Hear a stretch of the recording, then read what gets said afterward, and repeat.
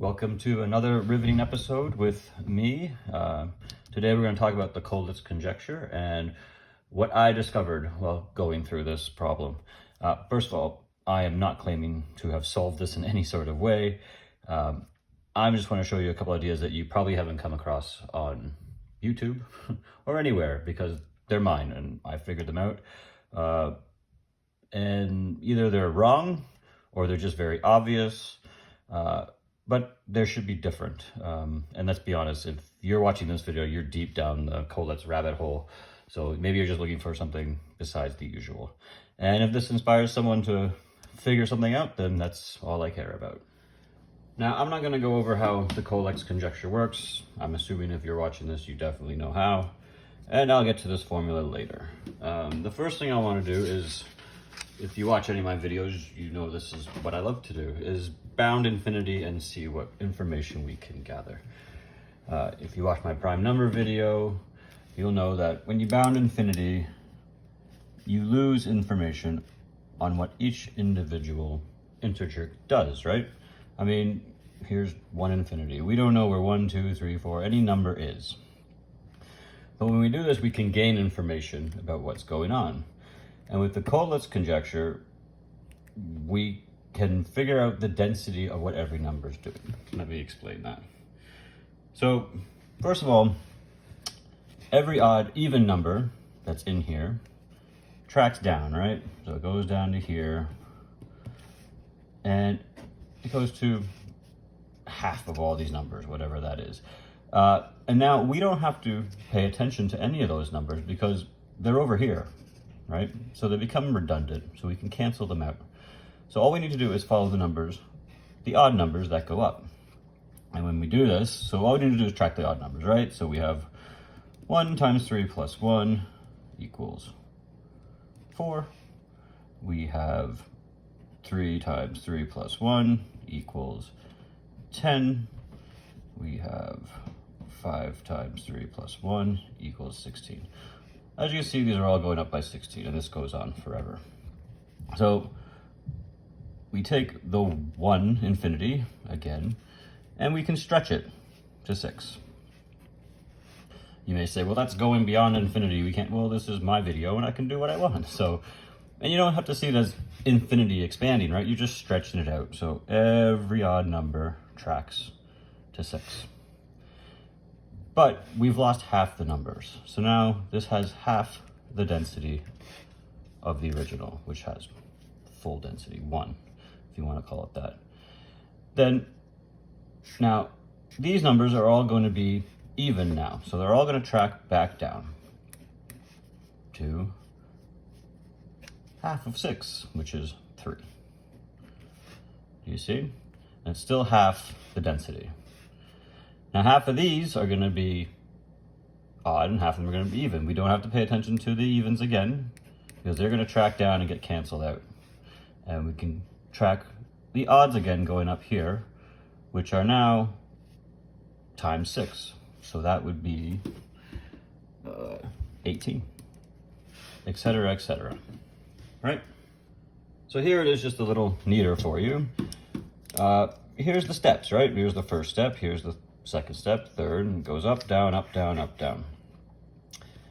And here's the stretch. It goes 6, 3, 18, 9, 54. If we pay attention to these, they're just going up by times 3, right? And here's the density that we can track. When it gets to here, it's half and half, then it goes up to a 4th, then an 8th, then a 16th, on forever. So in essence, the density is going from 1 to 0, and the stretch is going from 1 to infinity. You can even graph it like this, right? And in theory, this is how I believe the Riemann hypothesis works, is in the fact that we have 0 here and infinity there. So the axes are kind of flipped. And to question, does a number go to infinity? Well, that depends. Like, these numbers on the stretch are going a lot faster than the steps, right? But you'll never reach infinity. So that's just a definition of what infinity is, but the stretch does go faster than the steps. So there is a number somewhere that goes to infinity. Also, when you've bounded this infinity, you realize that the +1 means nothing in this idea, right? Because the 1 is minuscule, and it's actually 0 in this scenario. Now, for me to analyze this conjecture a little further, we need to break it down into more components, right? And when you do that, you realize you're playing two separate games. You're playing the odd-even game, where you do one thing when it's even and one when it's odd. And then you're playing the magnitude game, which is the 3 and the divided by 2. So first, let's analyze the odd-even, right? So if it's odd, it goes up, and it will be even. If it's even, it will go down, and it will be odd or even. This will go down and be odd or even. This odd will go up to even. This even will go down, etc., etc. All right, so let me get you another. Sorry for it being messy, but I really didn't want to write this out again. As you can see, it gets very complicated, but the very cool part about this is that if you count the odds and evens in each step, it's actually the Fibonacci sequence, which to me is very cool. So as you can see, if you divide them, you'll eventually get the golden ratio. So we have this game, right? And you can keep tracking it. There's no magnitude, right? This is just going to go straight across. This is going to go up, down, and this is going to go down like this. And when you automatically, this part of the game, the odds even game, you're always going to see it's going to tend down.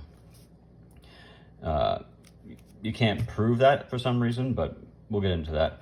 But anyways, one thing we can do is we can take the average of this game, which is this, okay? And we can take the average of the times 3 plus 1, which is the upper limit of this game, right? This is the lower limit and this is the upper limit. And that goes up like that. So let's try to graph these two things together, right? To find this average actually ends up being x divided by -2, okay? This one right here is obviously x times 3 plus 1. Now, if you put that into a calculator, put both of those in, you get a line that goes like that and a line that goes like that. And if you add them together, you actually get a line that's actually perfectly 45 degrees, which I find very interesting. I can't really articulate why, but that kind of shows me that, like, if you put times 5, for instance, this goes up like that. And they say that there's a lot of 5s that go up to infinity. If you have the magnitude any lower, it's down here, right? Which to me indicates more loops, which would be the -1 as opposed to the +1. I don't know if that means anything, but I thought that was very interesting. By combining those two games, it split right down the middle, down the Cartesian plane. So now let me talk about this formula and what this formula is. This formula is the number that goes off to infinity in the Colletz conjecture. Well, it's not the actual number, it's the form of the number. And how did I come across this number? Well, once again,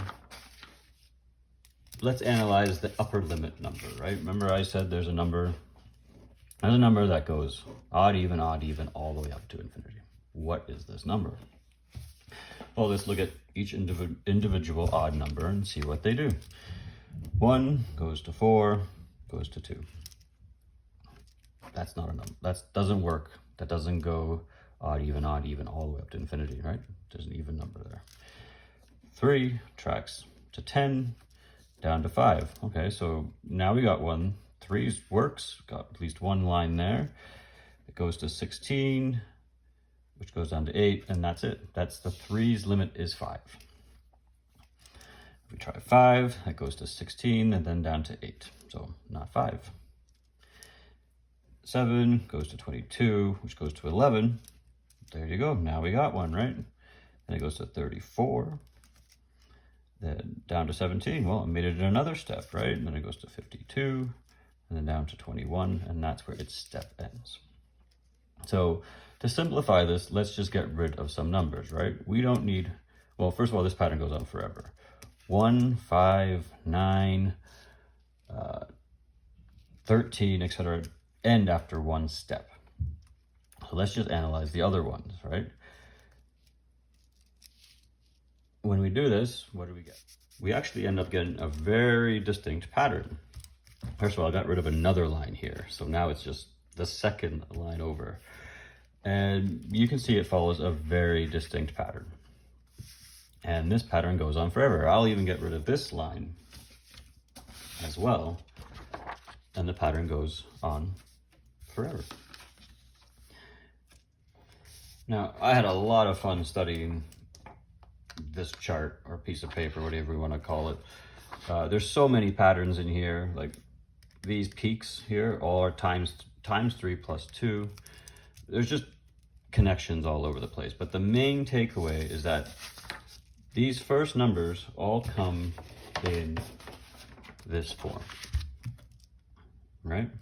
So when this sequence of numbers gets to infinity, you will have the number that gets to infinity.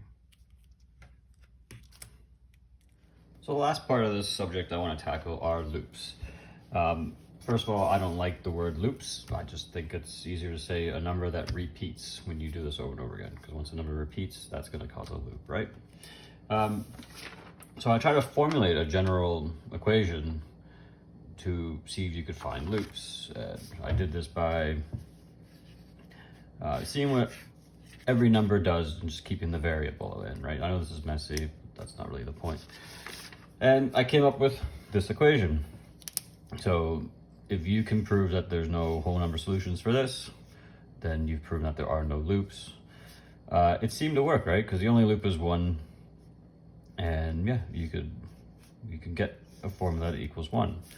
For 3n minus 1, there's a loop at 5, and the same thing, right? There's some whole number solutions, you can get 5.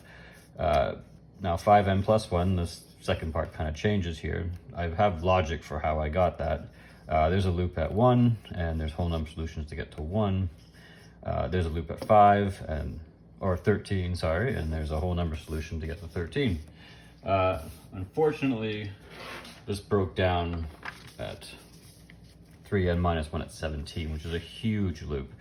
And that's when I realized that this last number here, that plus 1, can change into pretty much anything as you go, which means it's another variable. There's no way you can write it. So yeah, now it's a formula that has way too many variables, so you can't really do anything with that. But, you know, I'll keep trying. So that concludes my video on the Colletz conjecture. If you're going to take anything away from this, it's that always play around with bounded infinities, because you can always find something new. There is an infinite solution number that goes to infinity in the Colletz conjecture, and it's in this form, but you'll never know what it is. And I suggest you play around with this idea right here. There are so many patterns in here, and there may be something that you can find. Thanks for watching.